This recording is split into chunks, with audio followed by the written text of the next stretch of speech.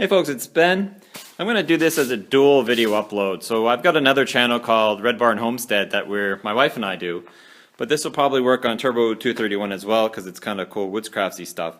What I'm doing is I've got some large shelves that need to hang on a wall, but unfortunately the hooks on those shelves are farther than 16 inches.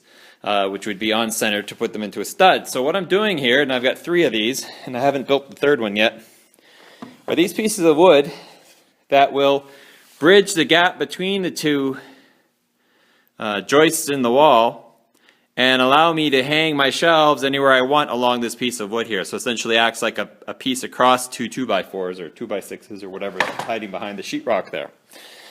So I did a little clip on the awesome air quality in here because I have been routing and the sunlight's just right. It kind of looks like snow. Yeah, that's still kind of cool, kind of gross that I'm actually breathing this, and I can only see it right now because the way the sun is. But anyway, so what I've done here is I've just got a 1x6, or actually this is just a 1x4 actually. And what I've done is I've cut it to 24 inches, and I'm doing that because technically my studs are 16 apart, but I want to have some give left or right on this one to kind of put it center as to where my shelf wants to hang from. So that's easy enough. You use a skill saw, chop it off. But the next step to kind of take it to the next level would be to add a router run through it here. So I picked this bit. I have a kit from Canadian Tire that's got quite a few, but this is the one I'm running with now. And I'm just going to router the edges. Gives it that extra step up. You know, that makes it look a little better than just your ordinary board attached to sheetrock thing. So I'm going to go ahead now and set up the camera, and I'll show you some routing.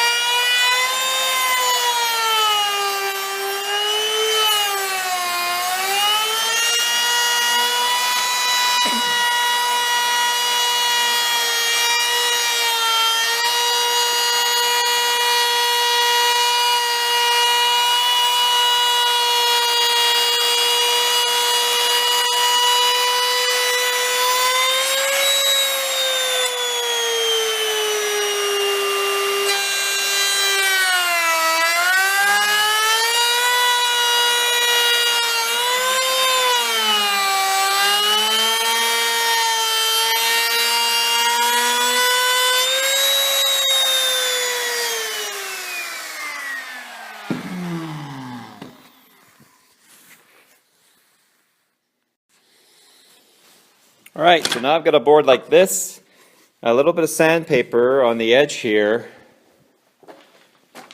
will go a long way because it's across the grain, so it's not as happy usually. Hard to hold the camera and sand that, but we'll clean that up there. And any other little rough spot hit with a little sandpaper. And now we're good to go and hang this across 2 beams and hang some pictures, and we'll cut to that right now. And here's the finished product, not the shelves of course.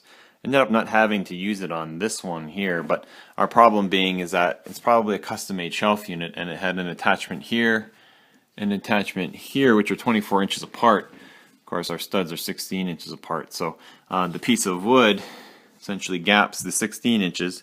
It's attached to the wall, and then it allows us to attach a shelving unit to the piece of wood so that it has a firm meeting too, because I really don't want this to collapse. So that was the whole purpose of cutting the sections of wood, plus it looks fairly decent. Since I didn't need to use one on the shelving over there, we were able to put it on a place. We were worried that it wouldn't be located well on the 16, but it worked out fine. And then on this one here, since we didn't use the other one, we put it here, and that just keeps because the board is approximately an inch out. We have to do it here to keep everything nice and level. So that's what we're doing there. And the nice thing is when you take the shelves off, it doesn't look that bad. I think the wife's going to come through and paint it so it actually blends right into the wall.